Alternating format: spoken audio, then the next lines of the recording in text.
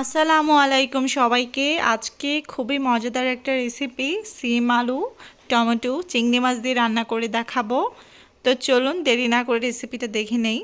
এর জন্য প্রথমে চুলায় একটি প্যান বসিয়ে দিলাম। প্যানটা যখন গরম হবে এখানে আমি 2 টেবিল চামচ রান্নার রেগুলার তেল দিয়েছি।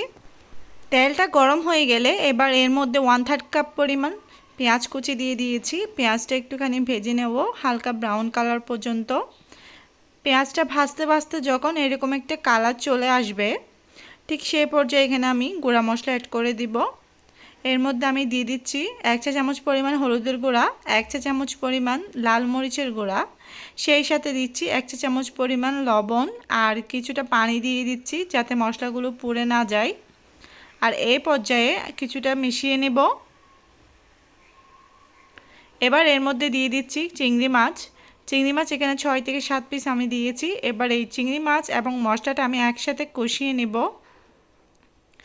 যখন আমার মশলাটা খুব ভালোভাবে কষানো হয়ে যাবে তখন সেই পর্যায়ে আমি এর মধ্যে সিম এবং আলুগুলো দিয়ে দিব। সব কিছু একসাথে খুব ভালোভাবে মিশিয়ে নিতে হবে। এখানে এক্সট্রা রসুন আদা বাটা কিংবা রসুন বাটা এগুলোর কোনো প্রয়োজন নেই। খুবই সহজভাবে এই রেসিপিটা তৈরি করা যায়। সব কিছু ভালোভাবে মেশানো হয়ে গেছে এবং এই পর্যায়ে আমি এখন ঢাকনা দিয়ে দিচ্ছি আর ওয়েট করছি 5 মিনিট পর্যন্ত। যখন কিছুটা এটা মজে আসবে আমি ঢাকনাটা তুলে নিচ্ছি। আর এই পর্যায়ে কিন্তু মশলাটা খুব ভালোভাবে কষানো হয়ে গিয়েছে আর সিমগুলো খুব ভালোভাবে কষানো হয়ে গিয়েছে। একটুখানি নেড়েচেড়ে মিশিয়ে নেওয়ার পর এবার এর মধ্যে দিয়ে দিচ্ছি একটা বড় সাইজের টমেটো এভাবে কাট করে দিয়েছি। আর সেই সাথে দিয়ে দিচ্ছি 3-4টা এভাবে কাঁচামরিচ ফালি করে। আর সবসময় চেষ্টা করবে টমেটোটা শেষ পর্যায়ে দেওয়ার জন্য, এতে করে টমেটোটা আস্ত থাকবে আর খেতে খুব ভালো লাগবে। সবশেষে এখানে 2 কাপ পরিমাণ পানি দিয়ে দিয়েছি।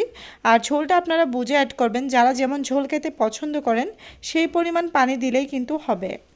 এবার সব কিছু একসাথে নেড়েচেড়ে মিশিয়ে নিয়ে আবারও ঢাকনা দিয়ে দিলাম। প্রায় 7 থেকে 8 মিনিট আমি রান্না করার পর ঢাকনাটা তুলে নিয়েছি। আর এরই মধ্যে কিন্তু আমার তরকারিটা একদম খুব ভালোভাবে কুক হয়ে গিয়েছে। আর এর মাঝে কিন্তু বেশ কয়েকবার আমি ঢাকনা তুলে নেড়েচেড়ে দিয়েছিলাম। আর সবশেষে আমি ধনেপাতা কুচি দিয়ে দিচ্ছি, এতে করে খুব সুন্দর একটা ফ্লেভার ছড়াবে। আবারও ঢাকনা দিয়ে দিচ্ছি, জাস্ট 2 মিনিটের মতো এটা চুলার আঁচটা কমিয়ে রাখবো। 2 মিনিট হয়ে গিয়েছে, আমার রান্নাটা কিন্তু ডান। আর রেসিপিটা খুব সহজ এবং সুন্দরভাবে করে দেখানোর চেষ্টা করেছি। যদি রেসিপিটা আপনাদের ভালো লাগে তো প্লিজ চ্যানেলটি সাবস্ক্রাইব করে দিবেন অ্যান্ড রেসিপিটা অবশ্যই লাইক শেয়ার অ্যান্ড কমেন্ট করতে ভুলবেন না। সবাই অনেক বেশি ভালো থাকবেন, আমার জন্য দোয়া করবেন। আল্লাহ হাফেজ।